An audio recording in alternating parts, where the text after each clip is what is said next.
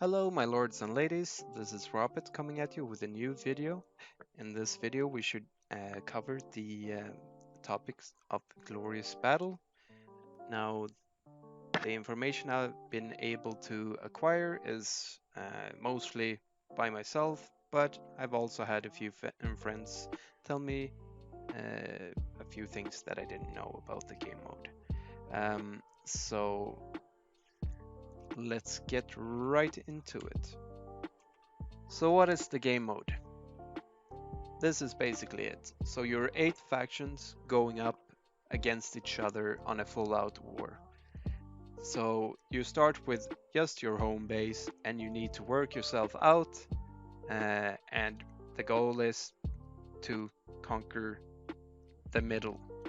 But you also need to conquer more buildings to get more points. So in all factions there's several clans in it, so it's not just one. So all of the clan leaders, I'm guessing, is and some of the marquees, right, has the power to give commands.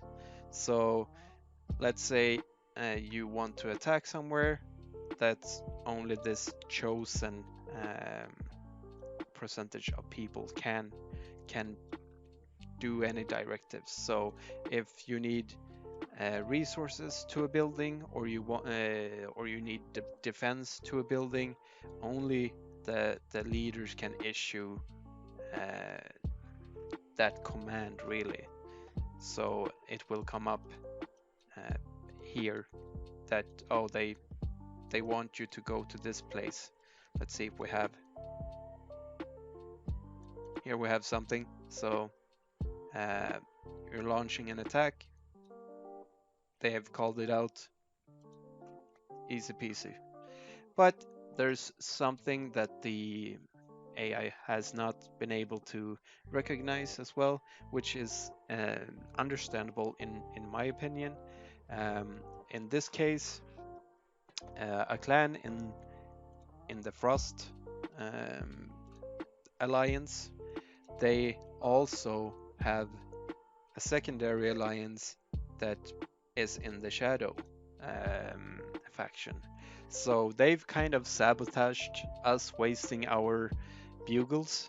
And as you can see here, in order to acquire more attack commands, you need to get these buildings, which will give you attack bugles every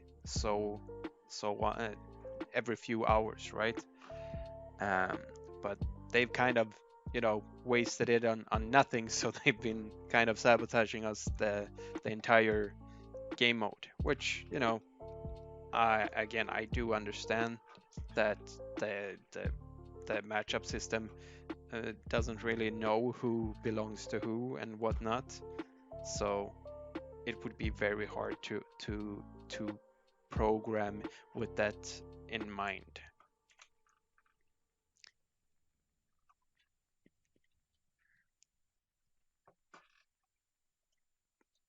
But we've gone through what it's all about. So it's domination. You want to get as many building as possible, and you want to dominate the middle. That's the end goal, basically. Uh, like I said, all the buildings has different properties. This one, it has a trader, so it means when you trade, you get X amount of resources that you later need to send to a new building to build up new houses. Now we've completed all of the structures here. Oh, not all of them, but so you need to complete this in order to progress and get some extra buffs. In this case, that is a defensive force. In this, again, defensive force, but it was also a when you completed a building, you got like 30% extra attack, defense, and total health, etc. So this is what you need to do. Now it's not only fight, defend, you also need traders, right? People to gather, so you need to have a good balance in between all of them. So how do you fight in this game? Would be, it's a little bit hard.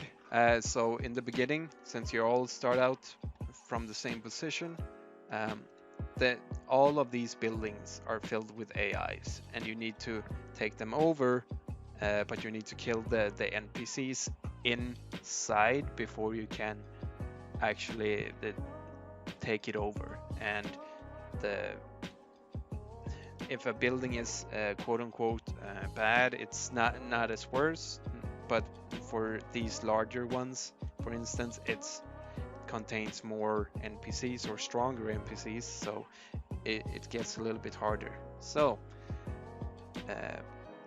in order to do this without losing a crazy amount of troops, you need the reinforcement skill, and it needs to be level 8, I think. So for most people, it is just not feasible. For me, it's not feasible. I would lose so much troops, and I would not be able to play any other events.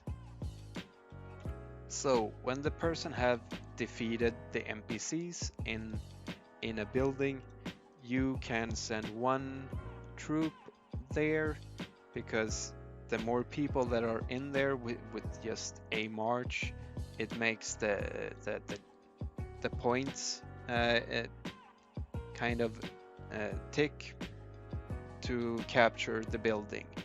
So the more people that are in, the more points tick per second, and the faster you will take over the location. So most people cannot fight in this event, just for the single fact that you will lose so much troop unless you have this specific dragon skill. So like me, I have mostly gathered my points by sending off to traders and transporting resources, and been building as well. So when I transport resources, for each cart I will get 42 points. So that goes up to my ranking, and it also goes into my glory points. So my glory points is so I can put into my skill tree a new unlock it the next stage. So there's a cap points of this. If you have the honor pass, you can get 600 glory points for this per day. If you don't, you can only get 400. But even if you have reached the cap, you can still gain rankings points. So if you have a crazy amount of marching bugles, you can still make a lot of points, but it's kind of a double-edged sword, because you don't want to send too much, because you still want the glory points per day, so you can increase the amount of points you can get, right? So how you choose to do it, it's really up to you. So when it comes to the skills, right, you have a few different trees. You have one for defense, you have one for offensive, and one for logistic. Here I would just recommend you to follow the right side, basically all the way down until you're ready. Now I haven't done this one. This one is really good if you have to do something, you have to trade something, you have to transport something, and let's say this building is ours, but we don't have a direct path. You can still go over there, even though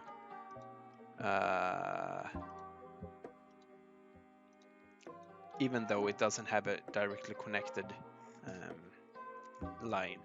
But it's kind of expensive, so the vast majority of times I don't have this plugged in. Now it costs you 1,000 diamonds to refresh your skill points.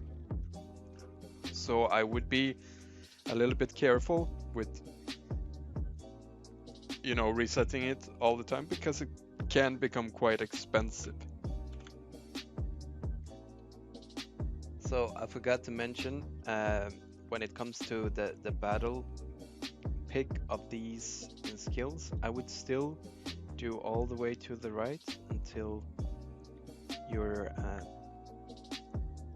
you reach this point, right?